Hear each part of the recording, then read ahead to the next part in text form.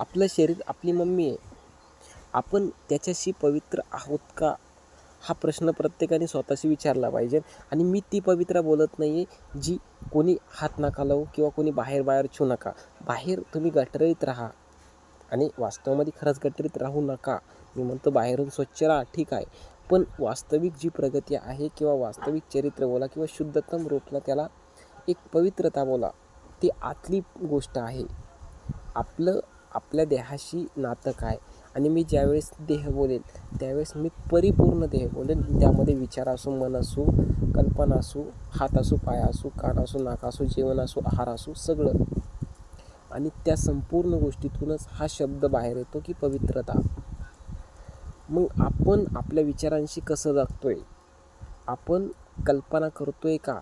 आपण देहातल्या ज्या गोष्टी आहेत त्याला चिटकतोय का? कारण की कोणताही गोष्टीचा अनुभव हा देहभावसुद्धा एक मोठा भाव आहे.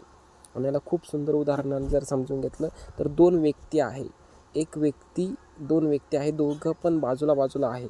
आणि दुसरा व्यक्ती त्या व्यक्तीला खूप मिठी मारून बसलाय, त्याच्या अंगावरती चढून बसलाय आणि तो त्यालाच स्वतः मानून बसलाय. जो दुसऱ्या व्यक्ती आहे त्याला स्वतः मग तो त्याने त्याचे हात पकडलेले आहे, त्यांनी पाय पकडलेले आहे, कान पकडलेले आहे.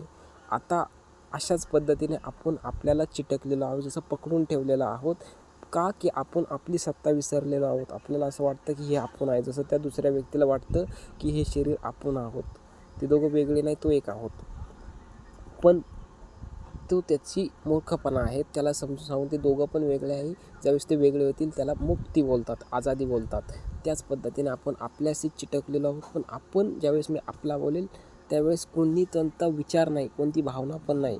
मी आपलं म्हणेन संपूर्ण गोष्टीत आपल्याला जे पण भावेल, जे पण वाटेल, जे पण दिसेल, जे पण लक्षात राहील, जो पण अनुभव येईल, जो पण देहभाव होईल, ते सगळं चिटकलेलंच आहे, ते सगळं पकडलेलंच आहे.